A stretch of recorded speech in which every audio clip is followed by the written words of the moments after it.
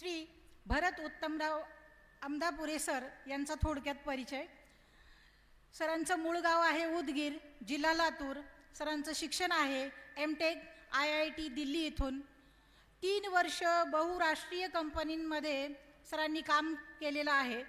सन 2014 पासून ते पूर्णवेळ सामाजिक क्षेत्रात कार्यरत आहेत. सरांचे 2 पुस्तकं प्रकाशित झालेले आहेत. पहिलं आहे शहरी माओवाद, दुसरं आहे डॉक्टर बाबासाहेब आंबेडकरांच्या दृष्टीतून इस्लाम, भारतीय संविधान, लोकशाही, डॉक्टर बाबासाहेब आंबेडकर, स्वातंत्र्यवीर सावरकर, राष्ट्रवाद, हिंदुत्व, भारतीय संविधान, लोकशाही समोरील आव्हाने इत्यादी विषयांवर सरांनी व्याख्याने दिलेली आहेत. मी लॉ कॉलेजच्या प्राचार्या डॉक्टर सपनादेव मॅडम यांना श्री भरत उत्तमराव आमदापुरे सरांचा सत्कार करावा अशी विनंती करते.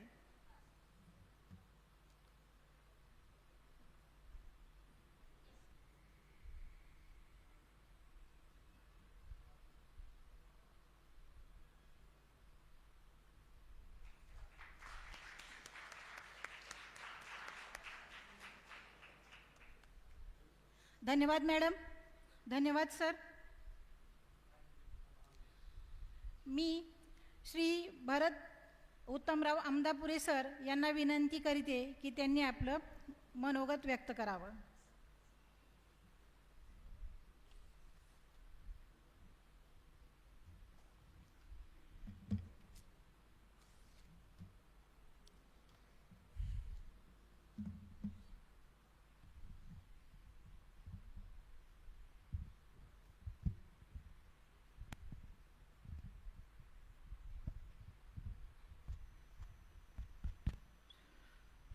सर्वांना नमस्कार.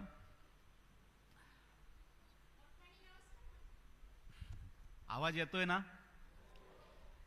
सर्वप्रथम मी हिंदवी साम्राज्याचे संस्थापक छत्रपती शिवाजी महाराज, भारतीय संविधानाचे शिल्पकार भारतरत्न डॉक्टर बाबासाहेब आंबेडकर या महापुरुषांना विनम्र अभिवादन करतो.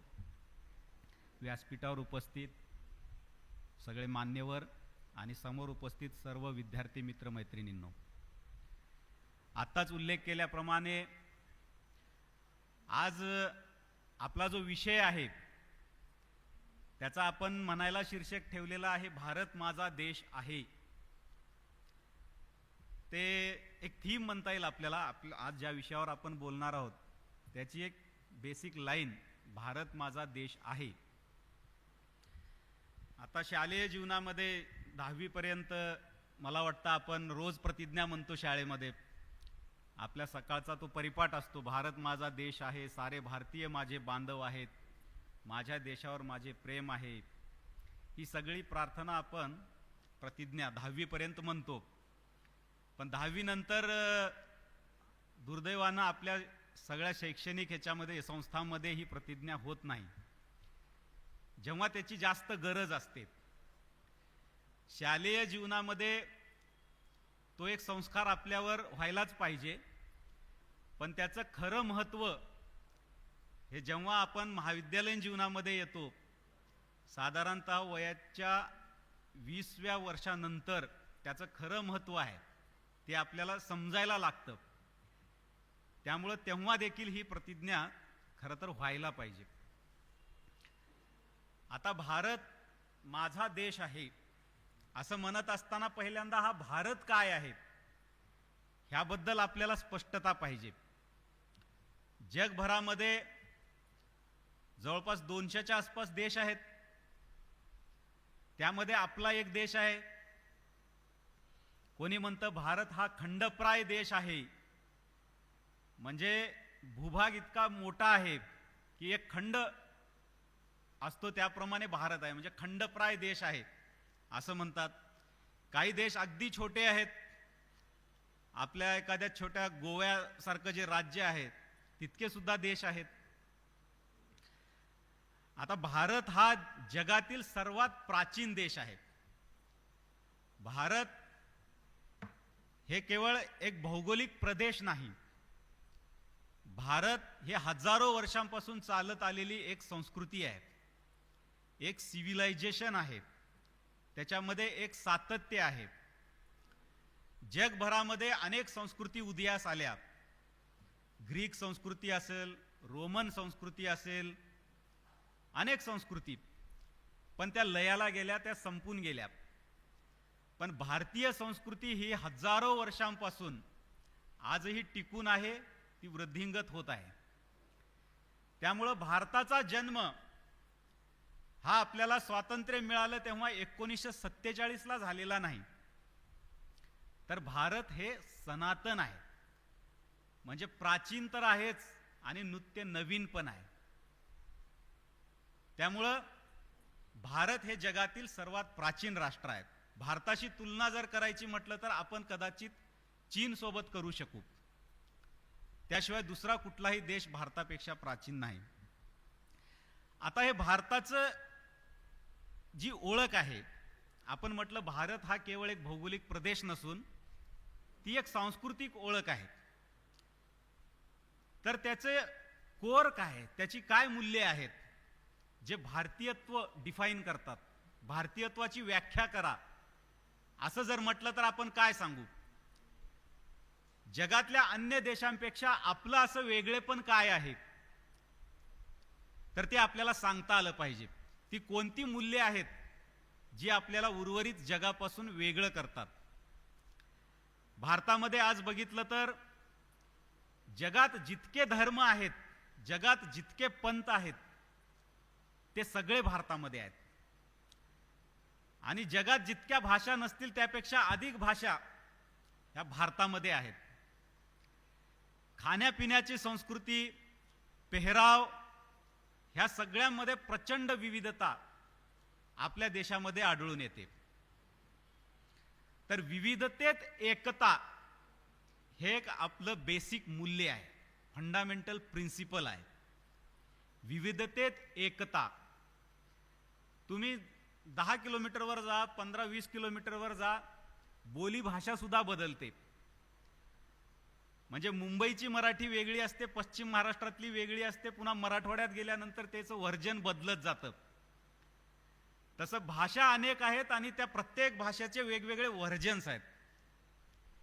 खाण्यापिण्याचं महाराष्ट्रात आलं तर पोहे, उपमा, खाली दक्षिणेत गेलं तर इडली, डोसा, वर पंजाबकडे उत्तर भारतात गेलं तर छोले भटुरे.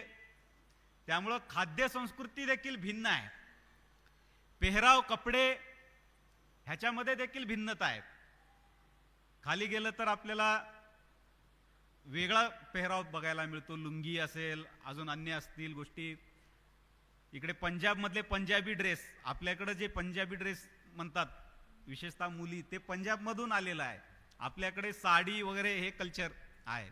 आता कल्चर मिक्स होत चाललेलं आहे. वेगवेगळ्या प्रदेशातलं जे उपसंस्कृत्या आहेत, आता कम्युनिकेशनची साधनं वाढलेली आहेत, त्यामुळे संस्कृतींची देखील सरमिसळ होत चाललेली आहे. पण भारत हा एक विविधतेने नटलेला आणि त्या विविधतेत एकता असणारा देश आहे. पण ही एक विविधता जरी असली तरी आपल्यामध्ये एक फंडामेंटल युनिटी आहे, हे आपण लक्षात घेतलं पाहिजे.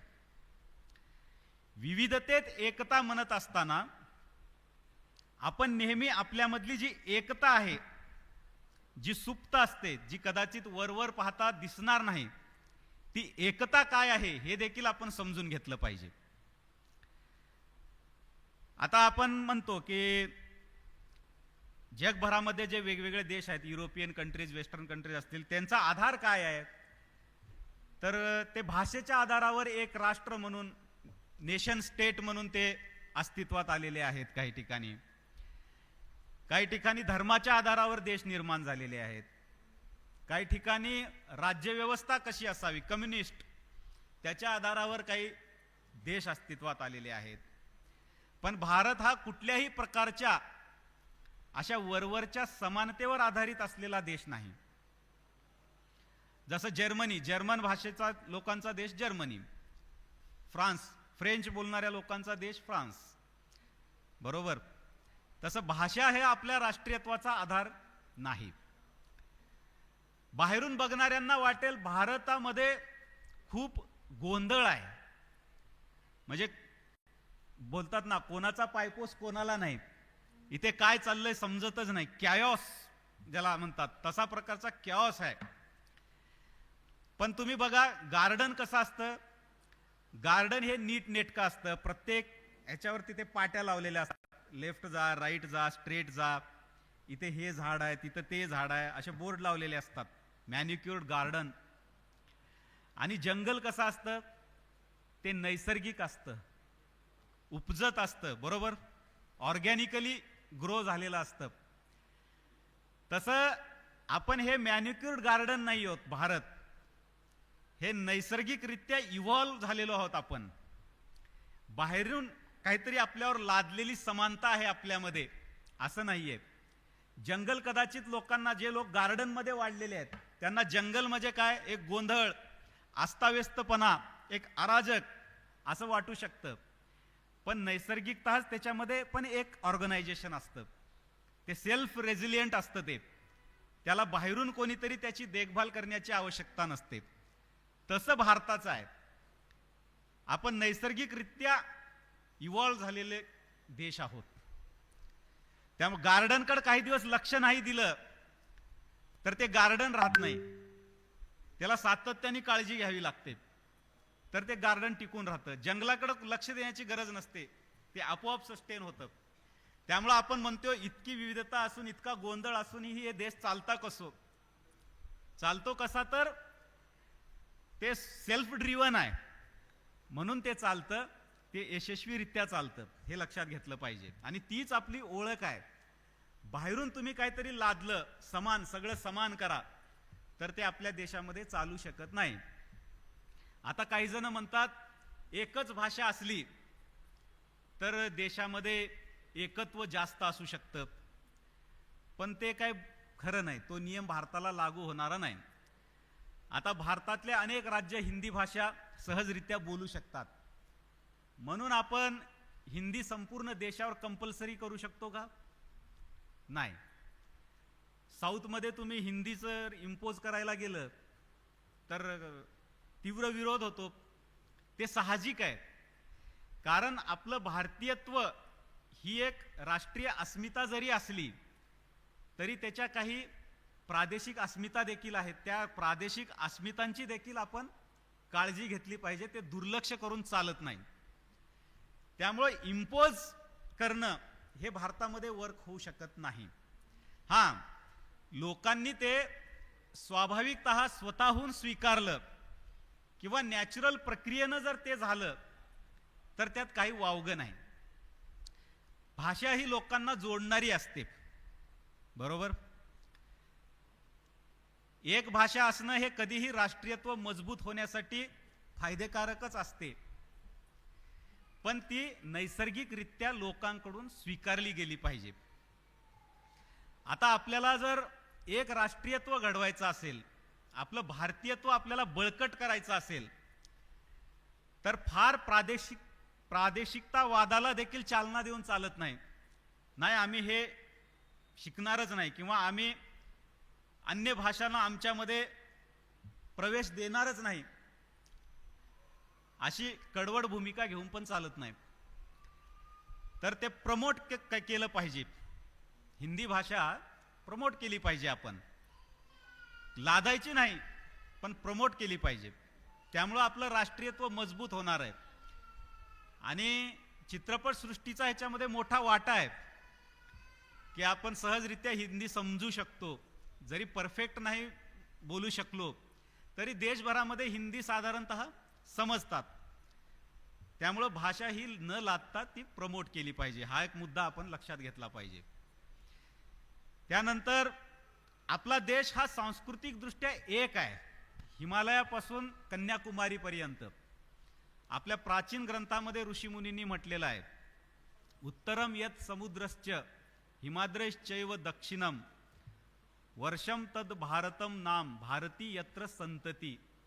म्हणजे हिमालयापासून दक्षिणेच्या समुद्रापर्यंत हा जो सगळा भूभाग आहे तो भारत आहे. आणि ह्या भारतामध्ये निवास करणारे लोक हे भारतीय म्हणून ओळखले जातात.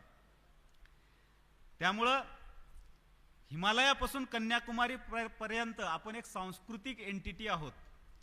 हा, राजकीय दृष्ट्या आपण एकसंध नव्हतो, आपण वेगवेगळ्या राज्यामध्ये विभागले गेले होतो. छोटी छोटी राजवटी होत्या आपल्यामध्ये, एक केंद्रीय राज्यव्यवस्था नव्हती, म्हणून आपण आक्रमणाला बळी पडलो. आपल्यावर विविध आक्रमणं झाली. ग्रीकांचं आक्रमण झालं, पोर्तुगीजांचं झालं, डचांचं झालं, इस्लामी आक्रमणे झाली, त्यानंतर ब्रिटिशांनी आपला साम्राज्यवाद पसरवला. दीर्घकाळ आपल्याला गुलामगिरीमध्ये राहावं लागलं. पण इतकी आक्रमणं झेलून देखील आपण आपली मूळ ओळख ही गमावली नाही. आपण यशस्वीरित्या त्या सगळ्या आक्रमणाचा प्रतिकार केलेला आहे. पृथ्वीराज चव्हाणांपासून महाराणा प्रताप, छत्रपती शिवाजी महाराज यांनी जो लढा दिला, त्यामुळं आज आपलं राष्ट्रीयत्व शाबूत राहू शकलेलं आहे. आक्रमक ज्या ज्या भागामध्ये गेले, अवघ्या काही वर्षामध्ये त्यांनी त्यातली स्थानिक संस्कृती नष्ट करून टाकली.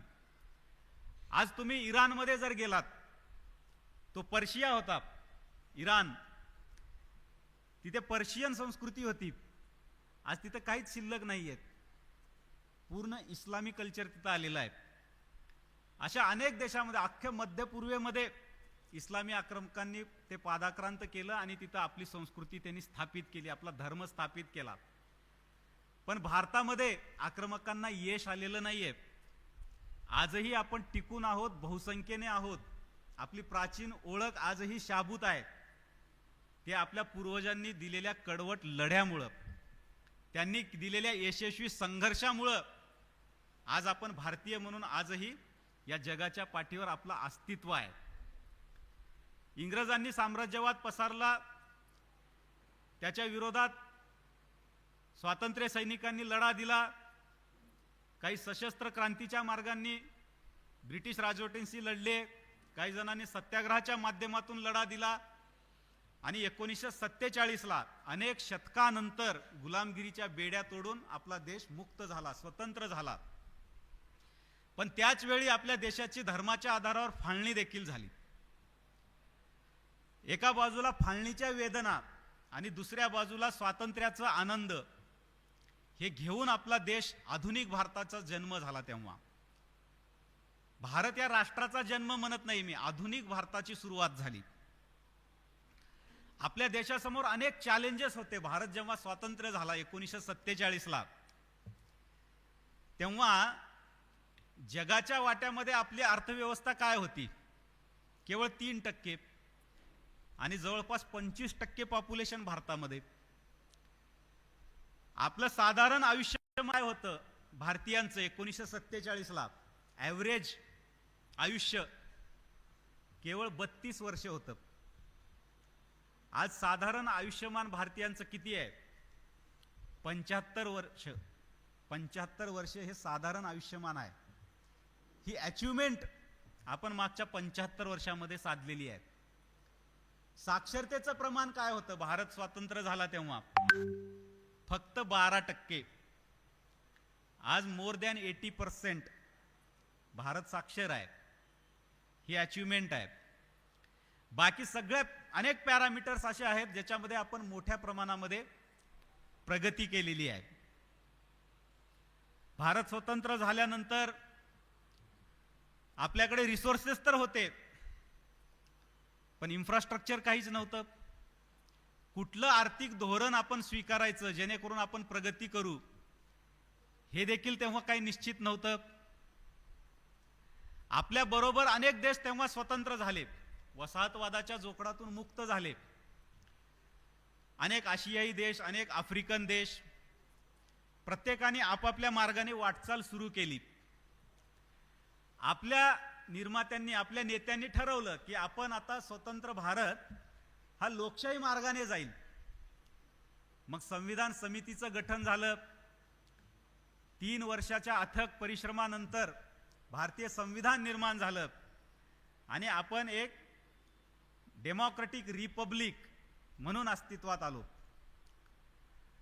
आता भारतासारख्या देशामध्ये लोकशाही यशस्वी होईल का, असे अनेक प्रश्न तेव्हा होते. कारण इथे धर्माची, जातीची विविधता, आर्थिक विषमता, सामाजिक विषमता, ह्याच्यामध्ये लोकशाही कशी यशस्वी होईल आणि भारत एक देश म्हणून कसा टिकून राहील, हे फार मोठं चॅलेंज आपल्या देशासमोर होतं. अनेक असे लोक होते जे भविष्यवाणी करत होते की भारत हा फार काळ टिकणार नाही, त्याची शक्ल पडतील, तुकडे पडतील, हा दुभंगल देश. पण त्या सगळ्या भविष्यवाणी आज खोट्या ठरलेल्या आहेत. आपल्या देशाची एकता आणि अखंडता तर अबाधित राहिलेलीच आहे, पण भारताचं संविधान आणि लोकशाही सुद्धा अबाधित राहिलेली आहे. स्वातंत्र्याचा अमृत महोत्सव आपण साजरा केलेला आहे. आपल्या सोबत पाकिस्तान स्वतंत्र झाला, बांगलादेश 1971ला झाला, अनेक आफ्रिकन कंट्रीज झाल्या. त्यातल्या काही लोकांनी लोकशाहीचा प्रयोग करून बघितला, पण तिथे लोकशाही टिकली नाही. तिथे हुकुमशाही आली, लष्करशाही आली, अनेक त्यांच्या प्रमुख नेत्यांच्या हत्या झाल्या, अराजक परिस्थिती निर्माण झाली, पण लोकशाही काही रुजू शकली नाही.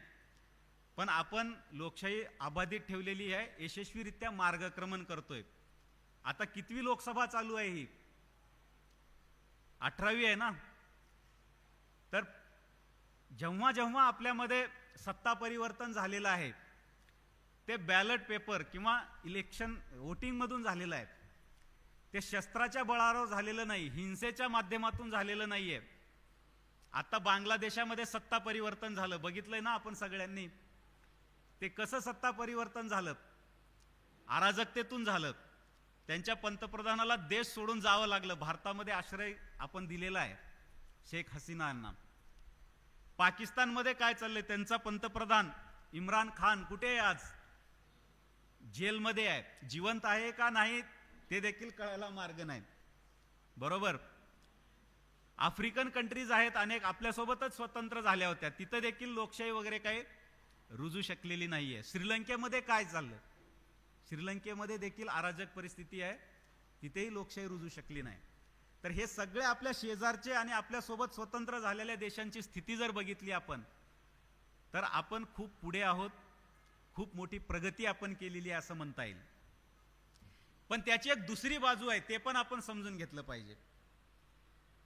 आग्नेय आशियातले अनेक देश आहेत जे आपल्यासोबतच स्वतंत्र झाले होते मागं पुढं.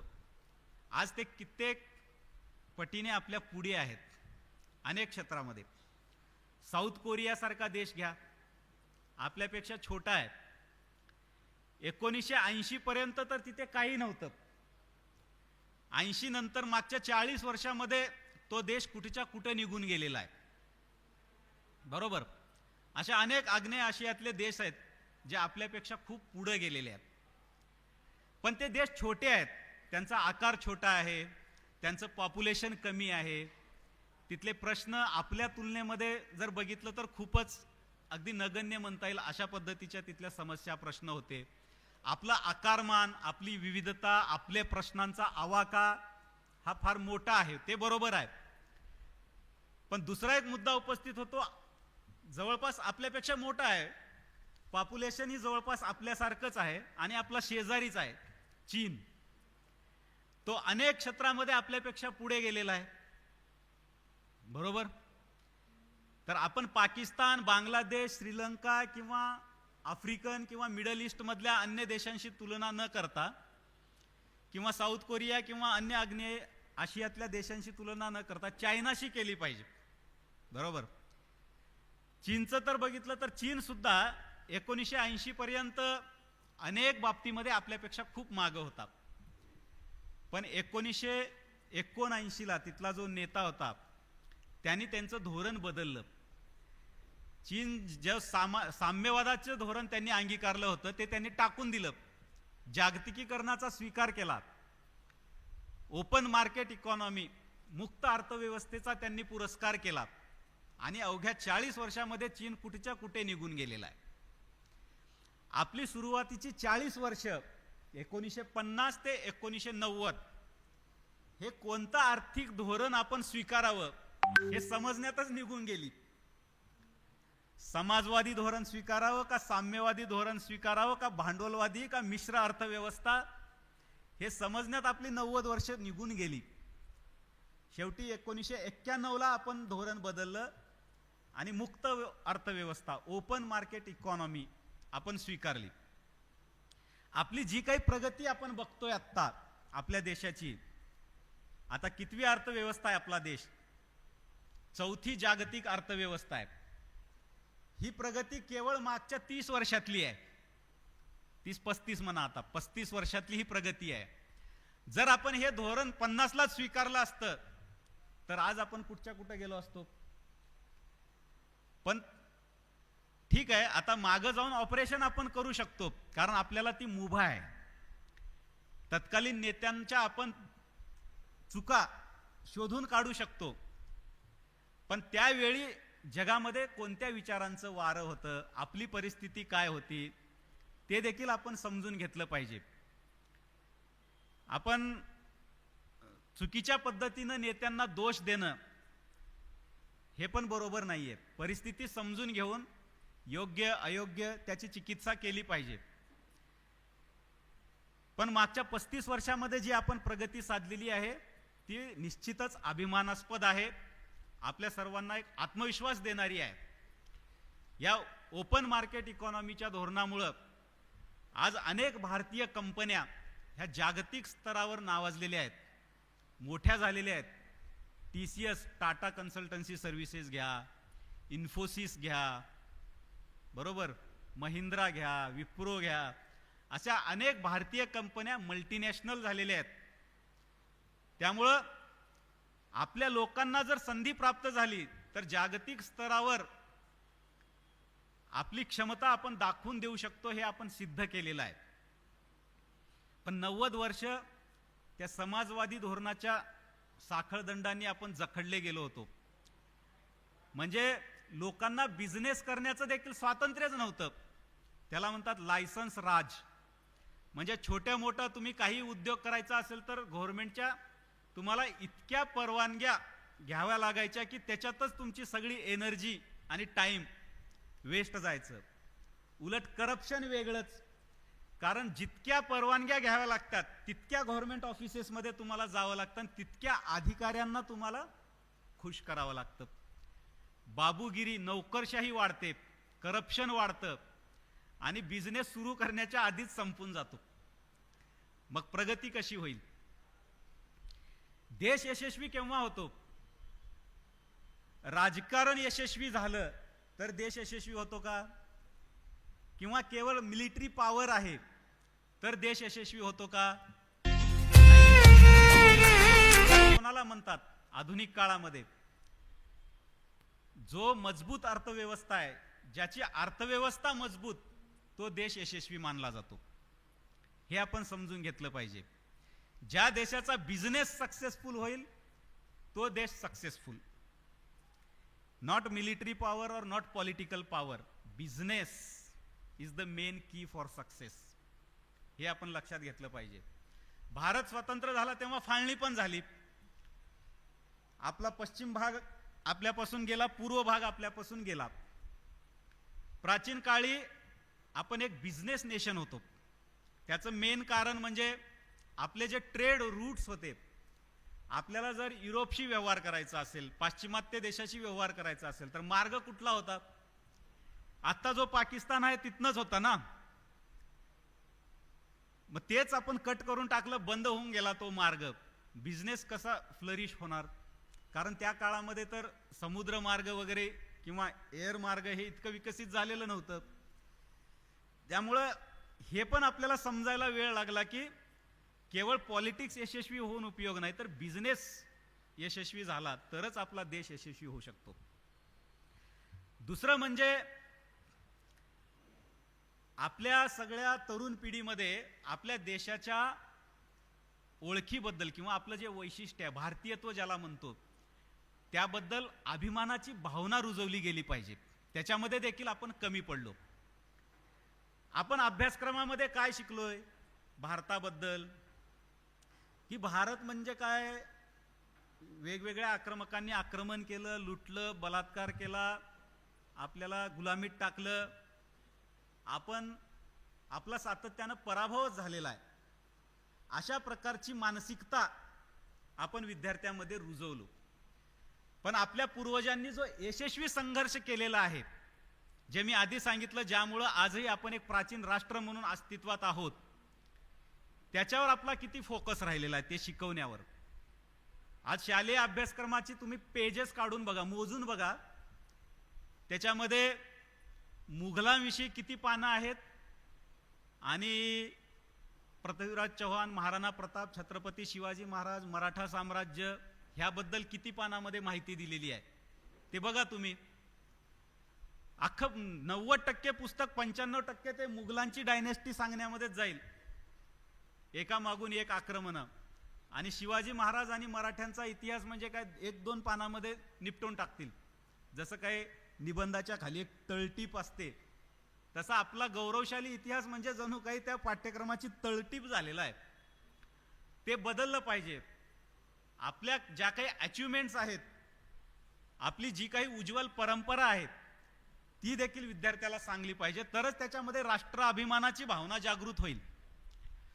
आणि राष्ट्राभिमान जागृत नाही झाला, आपल्या देशाप्रती, आपल्या संस्कृतीप्रती एक इन्फिरियरिटी कॉम्प्लेक्स जर निर्माण झाला, तर ते राष्ट्र कधीच प्रगती करू शकत नाही. राष्ट्राभिमान जागृत करणं हे फार महत्वाचं आहे. एक काळ असा होता जेव्हा भारताची संस्कृती मध्य आशिया, कंबोडिया, इंडोनेशिया सगळीकडे त्याचा इन्फ्लुएन्स होता. ह्या सगळ्या देशामध्ये आजही अशी अनेक मंदिरं आहेत, अशा अनेक प्रकारचे आर्किटेक्चर आहे जे भारतीयांनी निर्माण केलेलं आहे, पण ते आपल्याला कधी शिकवलंच गेलं नाही. किंवा हे खगोलशास्त्र असेल, मॅथमॅटिक्स असेल, आयुर्वेद असेल, किंवा हे टेम्पल आर्किटेक्चर असेल, गड किल्ल्यांचं असेल, ह्या सगळ्या अचिव्हमेंट्स आपल्याला शिकवल्याच गेल्या नाहीत. म्हणजे आत्ताच्या स्टँडर्डनुसार कदाचित त्या एक्सलंट म्हणता येईल अशा नसतील, पण त्या त्या काळातल्या स्टँडर्डनुसार जर आपण विचार केला तर आपण जगाच्या खूप पुढं होतो. हे आपल्या विद्यार्थ्यांना शिकवलं तरच त्यांच्यामध्ये राष्ट्राभिमानाची भावना जागृत होईल ना. आणि राष्ट्राभिमान जागृत नाही झाला तर लोक राष्ट्र निर्मितीसाठी इन्स्पायर कसं होतील? नाहीतर काय होईल, आज प्रत्येक तरुणाला, म्हणजे आता काही परिस्थिती बदलली असेल, पण काही वर्षांपूर्वीपर्यंत तरी प्रत्येकाचं स्वप्न काय असतं आपल्या देशातल्या तरुणाचं? मी इंजिनिअरिंग करेल, त्यानंतर पोस्ट ग्रॅज्युएशन करेल, MBA करेल, अमेरिकेला जाईन, युरोपला जाईन, मस्त. बरोबर. म्हणजे मी असं म्हणत नाही की जग फिरू नका, फिरलं नाही पाहिजे, जग फिरलं पाहिजे, सगळीकडे गेलं पाहिजे, जग समजून घेतलं पाहिजे, एक्सप्लोर केलं पाहिजे. पण ती भावना पळून जाण्याची, सुटका करून घेण्याची अशी असता कामा नये. जर कधी एकदाच इथून मी निसटून जाईल युरोप अमेरिकेला अशी भावना असेल तर आपला देश हा देश नसून जेल झाला असं म्हणावं लागेल. बरोबर. आपल्याला जग समजून घेऊन आपल्या देशासाठी मग काय करता येईल चांगलं, ही भावना असेल तर त्या जग भ्रमंतीचा काहीतरी फायदा आहे. नाहीतर प्रत्येकाचं स्वप्न आपलं PG करायचं किंवा गुंडाळून जायचं निघून असं असेल तर आपण काय म्हणून, राष्ट्र म्हणून काय निर्माण केलंय? लोकांना इतर राहावं वाटलं पाहिजे ना, तर आपण राष्ट्र निर्माण केलं म्हणता येईल. लोकांना इथून एस्केप व्हावं वाटतंय तर ते आपलं फार मोठं फेल्युअर होईल. त्यामुळं आपल्याला अशा भारताचं निर्माण करावं लागेल की जिथं तरुणांना वाटेल की मी जग समजून घेईन पण माझ्या देशासाठीच काहीतरी करेन. ते आपण केलं पाहिजे. आता भारत स्वातंत्र्य झाल्यानंतर आपण संविधानाचा स्वीकार केला, संविधानानं आपल्याला फंडामेंटल राईट्स दिले, तसं फंडामेंटल ड्युटीज सुद्धा सांगितलेल्या आहेत. त्याच्यामध्ये आपल्या देशाचे जे आदर्श आहेत, स्वातंत्र्य काळामध्ये जे आदर्श निर्माण झालेले आहेत त्याप्रती मी बांधिलकी बाळगेन, त्याच्याप्रती मी कमिटेड राहीन, हे एक त्याच्यामध्ये ड्युटी आहे. आपल्या राष्ट्रीय प्रतीकांचा मी सन्मान ठेवेन, त्याच्यामध्ये राष्ट्रगीत आहे, वंदे मातरम आहे, आपला तिरंगा ध्वज आहे, ह्या प्रती मी सन्मानाची भावना बाळगेन, असं त्याच्यामध्ये एक फंडामेंटल ड्युटी आहे. आज आपल्या देशामध्ये वाद चालतो, वंदे मातरम आम्ही म्हणावं की नाही म्हणावं, आम्ही म्हणणार नाही, किंवा राष्ट्रगीताला उभं राहण्याची काय गरज आहे.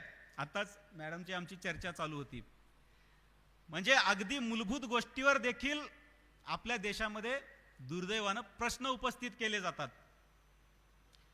थिएटरमध्ये राष्ट्रगीताला उभं राहायची काय गरज आहे, हे आमच्यावर का लादताय तुम्ही, हे काय प्रश्न विचारण्यासारखं आहे का? ते स्वखुशीने आपण केलं पाहिजे. किंवा वंदे मातरम आम्ही म्हणणार नाही, हे आमच्या धार्मिक संकल्पनांच्या विरोधी आहे. म्हणजे देशाला माता म्हणणं आणि त्याला पूजनीय वंदनीय मानणं हे आम्हाला मान्य नाही. अशा प्रकारच्या धार्मिक संकल्पना बाळगून देशापेक्षा धर्माला महत्त्व देणाऱ्या शक्ती देखील आपल्या देशामध्ये आहेत. म्हणजे अगदी तुम्हाला युनाईट करणाऱ्या ज्या फंडामेंटल गोष्टी आहेत त्याच्यावरच प्रश्नचिन्ह उपस्थित केलं तर देश कसं काय पुढे प्रगती करू शकेल? आपली सर्वोच्च निष्ठा कशावर असली पाहिजे? आपली सर्वोच्च निष्ठा ही आपल्या देशावर असली पाहिजे. आपल्या ज्या वेगवेगळ्या सब आयडेंटिटीज आहेत, आपण भारतीय आहोत, त्यासोबत आपण महाराष्ट्रीयन आहोत, त्यासोबत आपण आपल्या जिल्ह्याचेही आहोत, त्यासोबत आपण कुठल्या तरी जातीतून येतो, कुठल्या तरी गावातून येतो. ह्या ज्या छोट्या छोट्या आयडेंटिटीज आहेत त्या सगळ्या मागं टाकून आपली जी व्यापक आयडेंटिटी आहे भारतीयत्वाची, ती आयडेंटिटी आपण आपल्या मनामध्ये बिंबवली पाहिजे.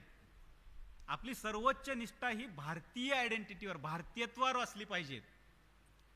ह्याचा अर्थ असा नाही की आपल्या सब आयडेंटिटीज आपण पूर्ण पुसून टाकायच्या नाही, त्याला एक स्पेस आहे, पण प्रायोरिटी कशाला द्यायचं? प्रायोरिटी ही नेहमी भारतीयत्वाला दिली पाहिजे. बाकी सगळ्या आपल्या निष्ठा ह्या दुय्यम मानल्या पाहिजेत. डॉक्टर बाबासाहेब आंबेडकर, भारतीय संविधानाचे शिल्पकार, त्यांनी काय म्हटलेलं आहे? तुम्ही स्वातंत्र्यानंतर जर हे स्वातंत्र्य अबाधित ठेवून एकसंध राष्ट्र म्हणून मार्गक्रमण करायचं असेल तर तुम्हाला सर्वप्रथम भारतीय आणि अंतिमतः भारतीय ही भावना रुजवावी लागेल. तर ती भावना रुजवण्यामध्ये आपण यशस्वी झालेलो आहोत का, ह्याचा आपण विचार केला पाहिजे. आपण संविधान स्वीकारलं, पण अनेक अशा व्यवस्था होत्या ज्या इंग्रजांनी निर्माण केल्या होत्या. त्यांनी कशासाठी निर्माण केल्या? जो परकीय सत्ताधीश असतो तो व्यवस्था निर्माण कशासाठी करतो, त्याचा हेतू काय असतो? इथल्या लोकांवर राज्य कसं करायचं, त्यांना कंट्रोलमध्ये कसं ठेवायचं, लोकांचं पोटेन्शियल फ्लरिश व्हावं, किंवा त्यांच्या ज्या अंगभूत गुण आहेत, क्षमता आहेत, त्यांना कुठेतरी वाव मिळाला पाहिजे, ह्याच्यासाठी तो व्यवस्था निर्माण करत नाही. ह्यांना दाबून कसं ठेवता येईल, हे आपल्या विरोधात बंड करू शकणार नाहीत, आपल्या पूर्ण नियंत्रणात राहतील, ह्याच्यासाठी तो व्यवस्था निर्माण करतो. त्या व्यवस्था आपल्याला बदलल्या पाहिजेत. लोकांना ह्या व्यवस्था आमचं दमन करण्यासाठी आहेत असं वाटता कामा नये. आम्हाला एक मुक्त स्पेस देण्यासाठी आहेत असं वाटलं पाहिजे. उदाहरणार्थ, आत्तापर्यंत 70-75 वर्ष पोलीस म्हणजे आपल्याला काय वाटत आलेलं आहे? पोलीस आला म्हणजे अरे चला पळा बाजूला व्हा. हे पोलीस म्हणजे आपल्याला काहीतरी दंड करायला आलेला आहे किंवा आपल्यावर काहीतरी जोर जबरदस्ती करायला आलेला आहे. म्हणजे पोलीस आला, लहानपणी पण आपल्याकडे सांगितलं याचं, फार गडबड करू नका, तो पोलीस येईल. म्हणजे पोलीस हा आपल्या मदतीसाठी येतो अशी आपली भावना नाही. पोलीस येतो म्हणजे आपल्याला काहीतरी शिक्षा करण्यासाठी येतो. बरोबर? हे कशाचं लक्षण आहे? तर ते जे कॉलोनियल हँगओव्हर आहे, वसाहतवादाचं जे अजून शिल्लक राहिलेलं आहे, त्याच्यातून ते येतं. पोलीस म्हणजे आपल्या मदतीसाठी आहेत. हे व्यवस्थात्मक बदल झाल्याशिवाय घडत नसतं. त्यामुळे जी व्यवस्था आपल्याला गुलामीत ठेवण्यासाठी निर्माण झालेली आहे त्याच्यामध्ये बदल केले, रिफॉर्म केले पाहिजेत. तसंच अर्थव्यवस्थेचं जे म्हटलं मी, इंग्रजांनी काय केलं? अशी व्यवस्था निर्माण केली की तुमचं सगळं आर्थिक दिवाळं निघेल, भुकमरी होईल, सगळे तुमचे स्थानिक उद्योगधंदे नष्ट होतील. अशा प्रकारची व्यवस्था त्यांनी निर्माण केली. ती बदलून आपल्या उद्यमशीलतेला, उद्योजकतेला चालना मिळेल असं वातावरण निर्माण आपण करायला पाहिजे होतं. जे मी आधी सांगितलं, 40 वर्ष स्वातंत्र्यानंतर आपण करू शकलो नाही, मागच्या 30 वर्षामध्ये ते बऱ्यापैकी झालेलं आहे. तर हे सिस्टममध्ये रिफॉर्म्स करणं, संविधान हे सर्वोच्च ग्रंथ आहे, पण त्याच्या खालचे जे अनेक कायदे असतात ते खरोखर आपल्या देशासाठी उपयुक्त आहेत का आपल्याला बंदिस्त करणारे आहेत, त्याचा विचार झाला पाहिजे. मोदी सरकारने असे अनेक कायदे बाद ठरवले ज्याचा आता उपयोगच नाही, पण कायदे आहेत, इतके कायदे की तुम्हाला काहीही न करता जेलमध्ये टाकता येतं. कुठल्या तरी कायद्याचं कुठलं तरी सेक्शन सांगायचं, you are under arrest under this section this that section, तुम्हाला काय कळतं मग ते. असं आपल्या लोकांना त्या कायद्याच्या जंजाळामध्ये अडकून टाकणारी व्यवस्था ब्रिटिशांनी निर्माण केली होती. तर कायदे आणि व्यवस्था ह्या सिंपल झाल्या पाहिजेत, त्या प्रो पीपल झाल्या पाहिजे, लोकांना त्या सहज समजल्या पाहिजे.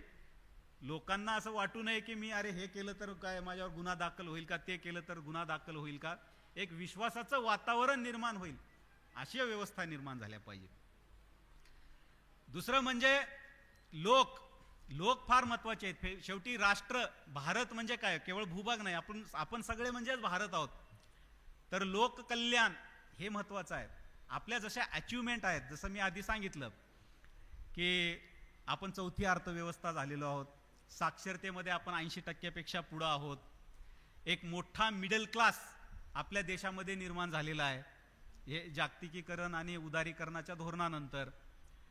शिक्षणामध्ये पण आपण बऱ्यापैकी इन्स्टिट्यूशनल प्रगती केली आहे, अजून क्वालिटीमध्ये इम्प्रूव्हमेंट करण्याची गरज आहे, पण पोहोचलंय सर्वत्र.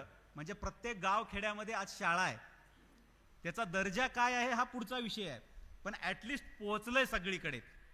इलेक्ट्रिफिकेशन सगळीकडे झालेलं आहे, बरोबर. प्रायमरी हेल्थ केअर आलेले आहेत. आता त्याच्या दर्जा सुधारण्याचे चॅलेंजेस आहेत, पण पोहोचलंय सगळीकडे. ह्या सगळ्या अचिव्हमेंट आहेत. अन्नधान्यामध्ये आपण स्वयंपूर्ण झालो, ग्रीन रिव्होल्यूशन झालं, बरोबर. किंवा जेवढी युद्ध आपल्याला करावं लागली त्याच्यामध्ये आपण विजय मिळवलेला आहे. फक्त चीन सोबतचं युद्ध सोडलं तर नंतर 1965चं युद्ध, 71चं युद्ध, कारगिल युद्ध, अलीकडे सर्जिकल स्ट्राईक, ह्या सगळ्यामध्ये आपला विजय झालेला आहे.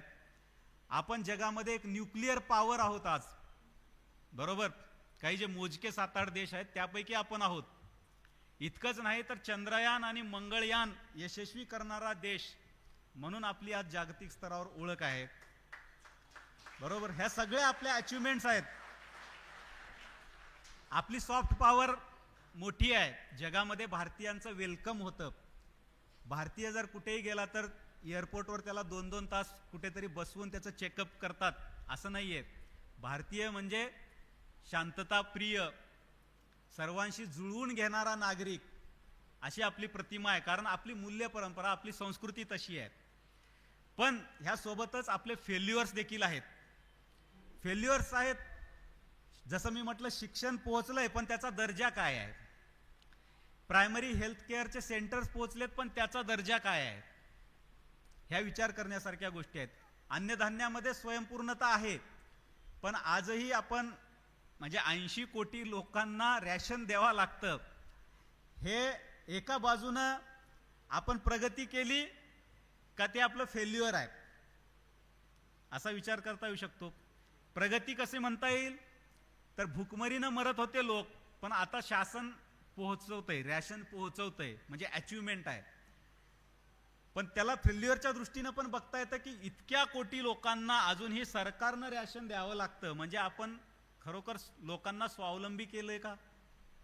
अजूनही गव्हर्नमेंटच्या मदतीवर किती मोठं पॉप्युलेशन डिपेंड आहे, हा देखील विचार करण्याचा विषय आहे. त्यामुळं मागच्या 75 वर्षामधल्या अचिव्हमेंट सेलिब्रेट करत असताना आपल्या समोर जे चॅलेंजेस आहेत ते देखील आपण लक्षात घेतले पाहिजे. आपल्यामध्ये अंतर्गत चॅलेंजेस आहेत, तसं बाह्य चॅलेंजेस देखील आहेत. काही जागतिक स्तरावरचे चॅलेंजेस आहेत, ते संपूर्ण जगासमोर एक आव्हान म्हणून उभं राहिलेले आहेत. जसं की आता पर्यावरणाचा विषय आहे, ग्लोबल वॉर्मिंगचा आहे, ऋतुमान बदलतंय, त्याचा शेतीवर विपरीत परिणाम होतोय. हे सगळे प्रश्न एका बाजूला आहेत. हवा, आज दिल्लीमध्ये लोक राहायचं का दिल्ली सोडून जायचं असा विचार करतायत, हे प्रश्न एका बाजूला आहेत. दुसऱ्या बाजूला जगामध्ये कोणत्या क्षणाला कशामुळं तिसरं महायुद्ध सुरू होईल अशी परिस्थिती आहे.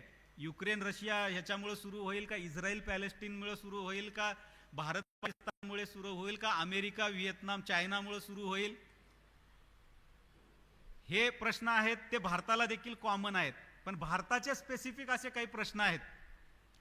भारतामधला जो नक्षलवाद आहे तो आता बऱ्यापैकी संपुष्टात येतोय. केंद्रीय गृहमंत्र्यांनी घोषणा केलेली आहे की मार्च 2026 पर्यंत आम्ही संपूर्ण नक्षलवाद निपटून टाकू. पण धर्मांध शक्तीचा उदय भारतामध्ये म्हणजे मोठ्या प्रमाणामध्ये फोफावत आहेत. दहशतवाद ही नेहमी आपल्या देशासमोर एक थ्रेट राहिलेली आहे. मागच्या काही वर्षामध्ये कुठेही दहशतवादी हल्ला झालेला नाहीये, पण असा एक काळ होता की रेल्वे प्लॅटफॉर्मवर म्हणजे ते भोंगे लावून सांगावं लागायचं लोकांना की संशयित वस्तू आढळली तर पोलिसांना पाचारण करा, तुम्ही हात लावू नका. रेल्वेमध्ये जर काही टिफिनचा डब्बा दिसला तर तुम्ही हात लावू नका, पोलिसांना बोलवा. म्हणजे अशी परिस्थिती होते, कुठे कधी बॉम्बस्फोट होईल हे सांगता येत नव्हतं. पण बऱ्यापैकी आपण त्याच्यावर नियंत्रण मिळवलेलं आहे. पण त्या शक्ती पूर्णपणे निष्प्रभ झाल्या असं नाही म्हणतायत. त्या थंड झालेल्या आहेत, त्या शांत आहेत, त्या संपुष्टात आलेल्या नाही आहेत. त्या कधीही उपाळून येऊ शकतात. त्यामुळे ते देखील चॅलेंज टेररिझमचं आपल्या देशासमोर आहेच. पहलगाम बघितलंय आपण. हा जो दहशतवाद आहे तो केवळ आता काश्मीरपुरता मर्यादित राहिलेला आहे, जो एकेकाळी भारतातल्या प्रत्येक प्रमुख शहरापर्यंत पोहोचला होता. त्याच्यामध्ये देखील आपल्याला यश आलेलं आहे, पण ते चॅलेंज अजूनही आपल्या देशासमोर आहे. त्याच्यासोबतच प्रादेशिक भाषिक अस्मिता टोकदार करणं आणि त्यामधून फुटीरतावादाला चालना देणं हे देखील प्रश्न आपल्यासमोर आहेत. संकुचित जातीय अस्मिता, त्या राजकारणासाठी नवीन आंदोलनं तयार करणं, न्याय हक्कांसाठी आंदोलनं होणं लोकशाहीमध्ये हे समजू शकतो आपण. पण काही मॅन्युफॅक्चर्ड आंदोलन असे उभे करायचे ज्याच्यातून समाजाचं पोलरायझेशन करायचं, हे देखील आपल्या देशासमोर चॅलेंज आहेत. आपली जी विविधता आहे ते जे आपण एक वैशिष्ट्य मानतो त्याचा जर गैरवापर झाला तर त्यामुळं आपल्या देशामध्ये अराजकता सुद्धा निर्माण होऊ शकते. म्हणजे जे आपलं प्लस पॉइंट आहे ते आपलं ड्रॉबॅक म्हणून पण सिद्ध होऊ शकतं. दुसरा, आपण म्हणतो आपल्या देशामध्ये वय वर्ष 30च्या खाली 60% पॉप्युलेशन आहे. डेमोग्राफिक डिव्हिडंट ती आपली स्ट्रेंथ आहे. पण ती आपल्या देशाची स्ट्रेंथ कधी होईल तर ती स्किल्ड असेल, एज्युकेटेड असेल, इन्स्पायर्ड असेल तर ती स्ट्रेंथ होईल. जर ती अनएज्युकेटेड राहिली, अनस्किल्ड राहिली, अनइन्स्पायर्ड राहिली तर ती जी स्ट्रेंथ आहे, तो जो डेमोग्राफिक डिव्हिडंट आहे तो डेमोग्राफिक डिझास्टर होऊ शकतो.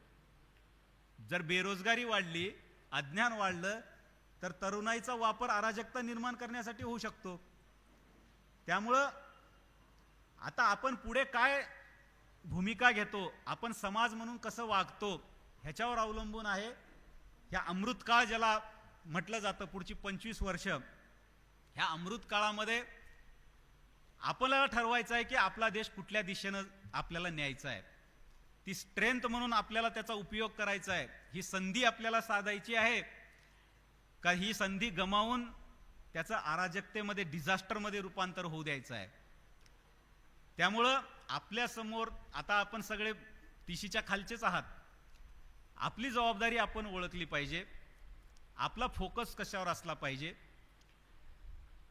एकच मी शेवटी सांगतो की इन्स्पिरेशन फार महत्वाचं आहे, ध्येय फार महत्वाचं आहे. तुमच्याकडे जर ध्येय नसेल तर मग तुमचं जहाज भरकटू शकतं.